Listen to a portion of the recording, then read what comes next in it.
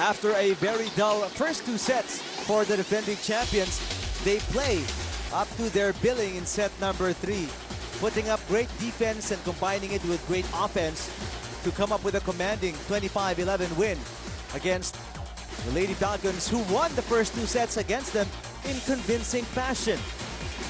Adamson was way out of sorts in set number 2, coupled with, of course, these wonderful blocks by the Tigresses. It seemed like Adamson had no answer to UST in set number 3.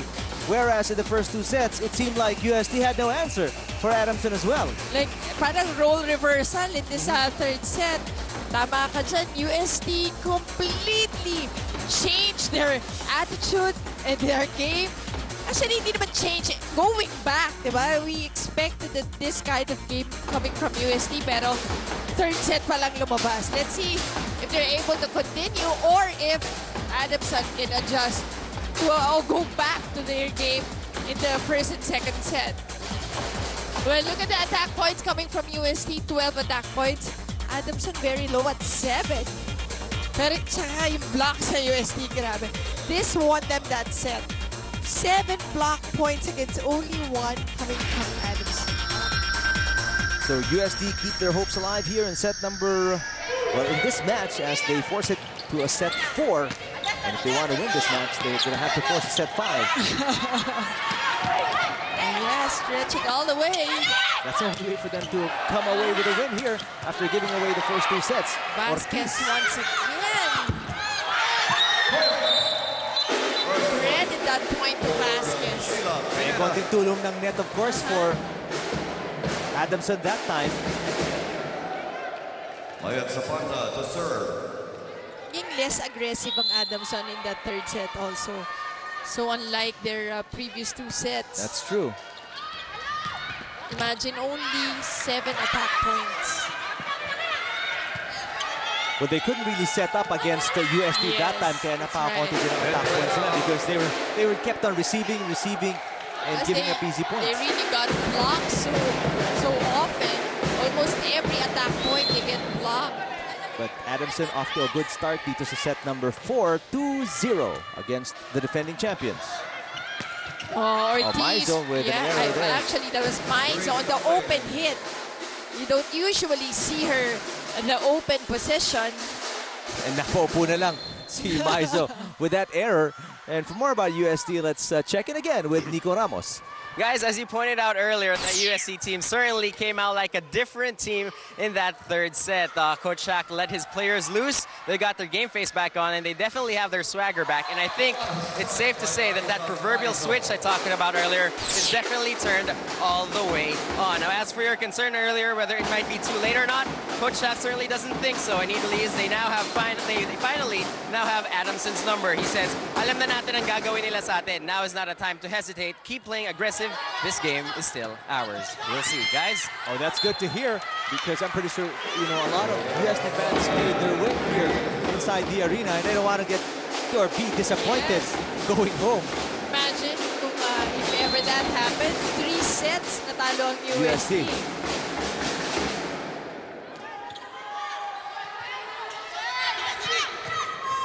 Free ball now given to UST. Hirotsuji given a chance to attack. That's rejected. Here comes Maizo. Smart tip.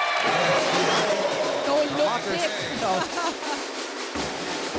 Kung sa basketball may no look pass, ito no look tip ni Maizo. And we usually see her do that. Well, she's that long and talented and skilled to pull something like that off. And always aware where she is inside the court. 3-all. UST fighting back here in set number 4. Banatikla on the attack. Picked up on the defensive end by Patilano. Oh, that hit the net for sure. That's right. So it's not going to go over, and no point goes to UST. Instead, Adamson with a 1-point lead. Serving is Sheila Pineda. Si Pineda, just silent but doing a great job in this game. Oh! But this still has a chance to come back. Yes. What a save. What a dig by Adamson. One more time!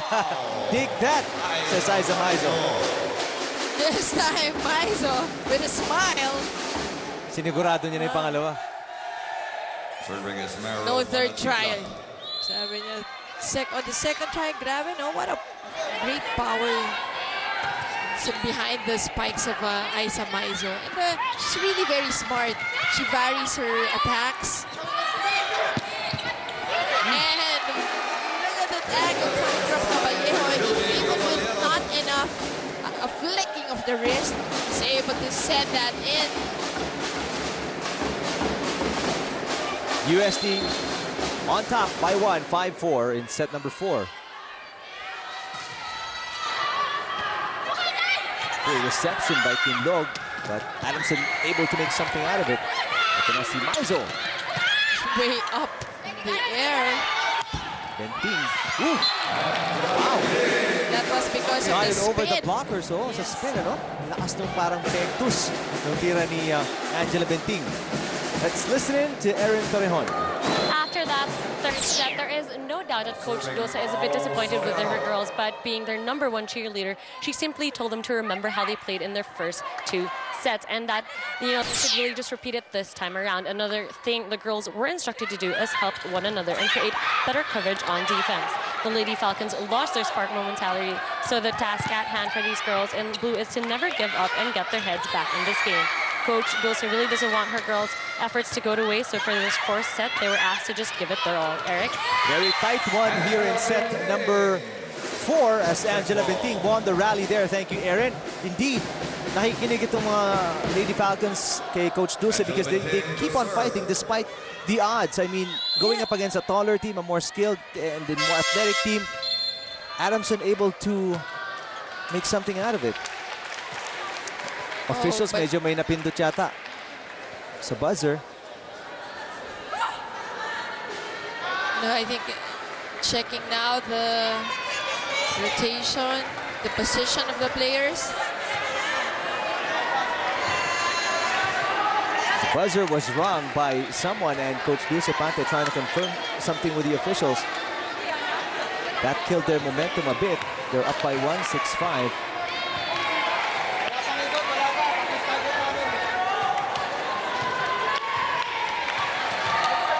Try to listen to the argument of the coaches.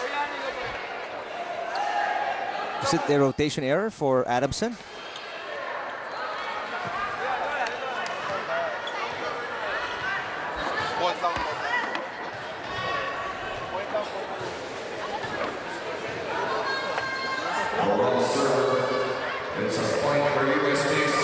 It's proven, wrong server for Adamson. So they give away an easy point there. Tied na tayo because of that error. Costly one para sa Adamson. Very, very costly error. But Coach Minerva Pante taking that one as Tusaran was a bit late for that dig.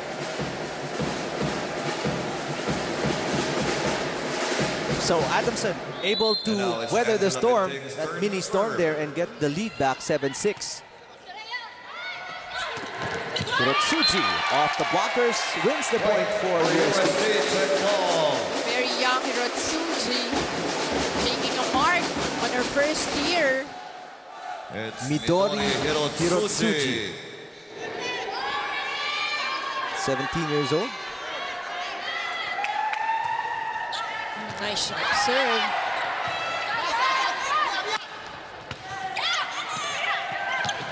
Oh, and Ortiz with a power tip. And UST takes us to the first break of set number 4, 8-7.